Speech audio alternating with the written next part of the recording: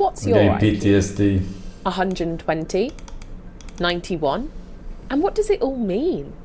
Is it even possible to define a person's intelligence by a test? And does who is setting the test and why make a difference to your score?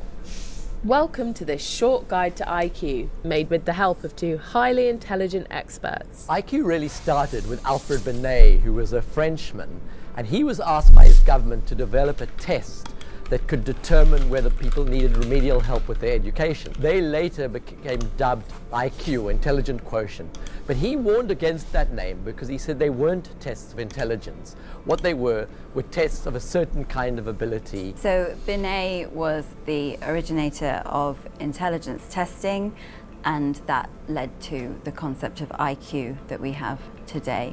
The idea that somebody could have a general intellectual level that could be measured between 1 and 100. What happened next was that it crossed the Atlantic. Here's a cute and was funny adopted link, by also American no more psychologists. links.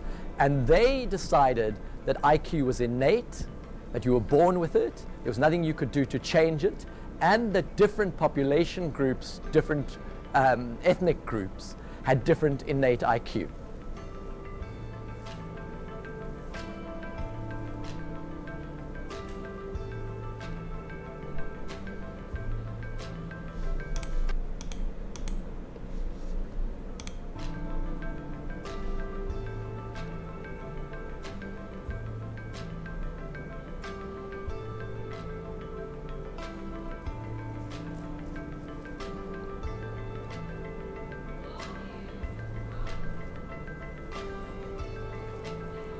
This view of the early IQ testers in the United States has been subsequently decisively disproved. With Ashkenazi Jews, at the time of the First World War, they had lower than average IQs. By the time of the Second World War, higher than average. And the reason for that was that they had better education, better nutrition, and that on average the parents had become better educated as well.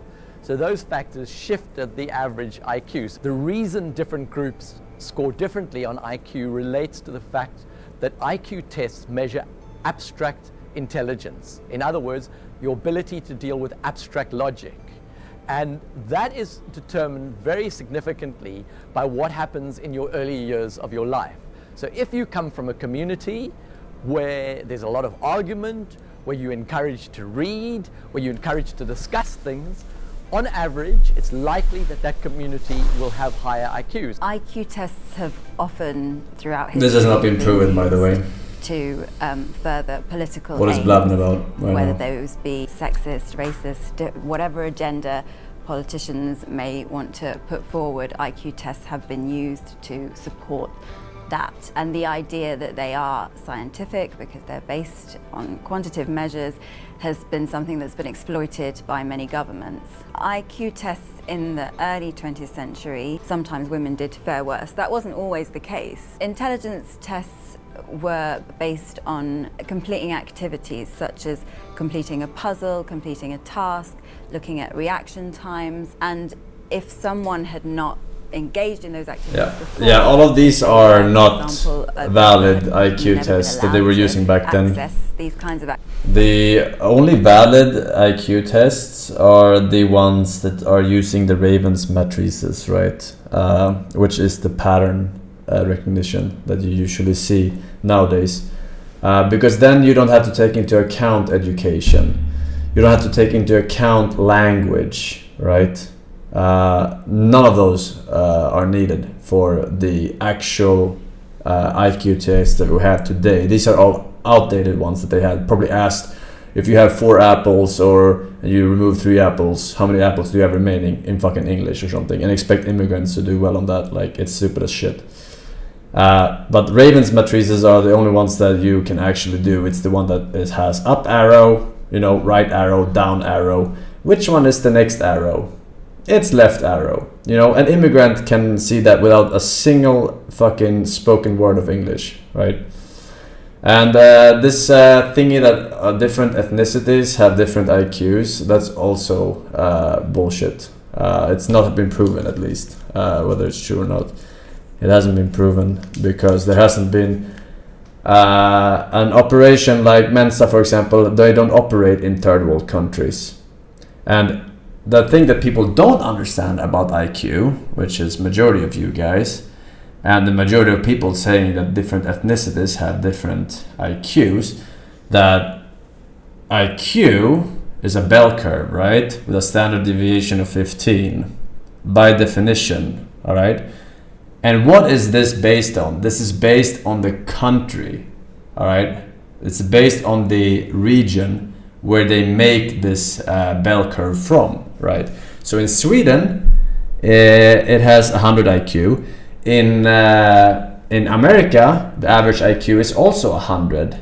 In England, the average IQ is 100. All right, it's based on the region. That doesn't mean that the average Swede is as smart as the average, American, but they have the same average IQ by definition. You cannot, undergo that. You cannot take anything away from that, because that's just how the definition is built. Now, what these fucking IQ ethnicity correlation testers try to make it seem as if, a certain race has lower IQ or whatnot, but you cannot do that because it's based on region, all right? So what they try to do at one point is they took the fucking British IQ, Mensa IQ test, and they take that one, which is based on the British population, and they give it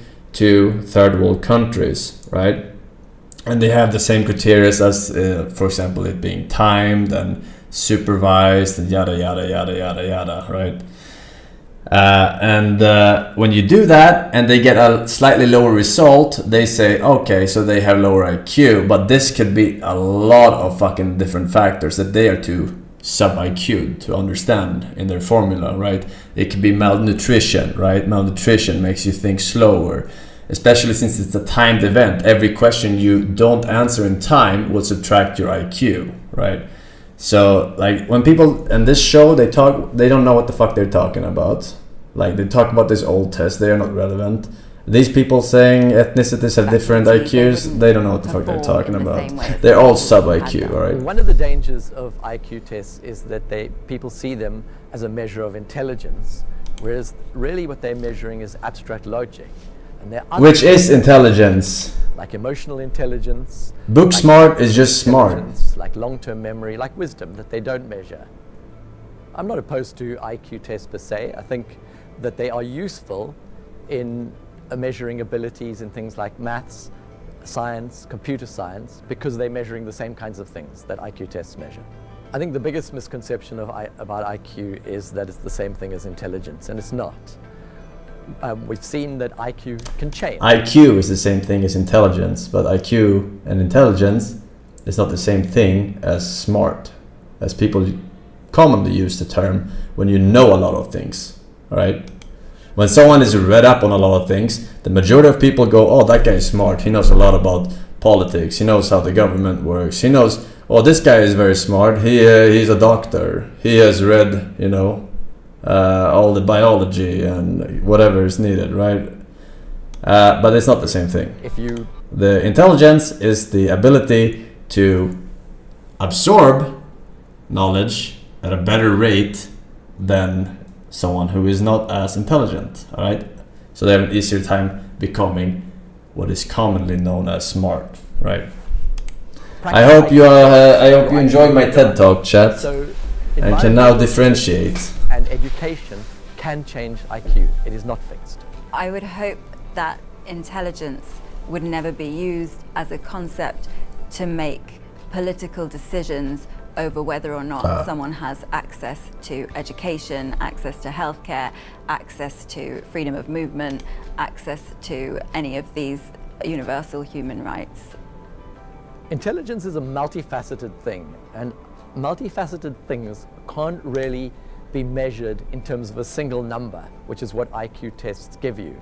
And when they've looked at the genetics of intelligence, there are thousands of genes that are implicated. So it is a much more complex thing than what is measured by a single IQ test.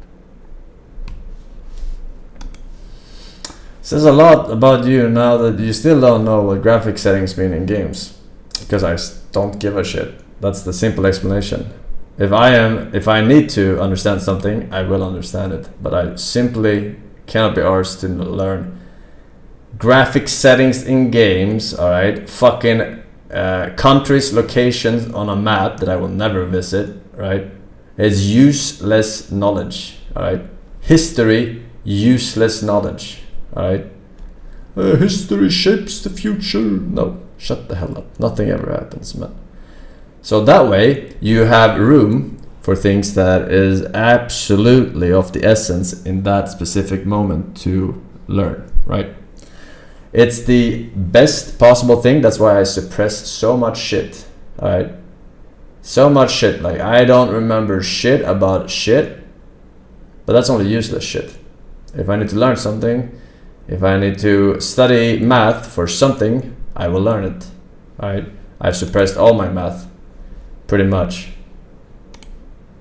But if I had to relearn it, which I don't really, because nowadays you can just type a question into fucking Google or something else and you will find the answer. But yeah, so it's kind of useless.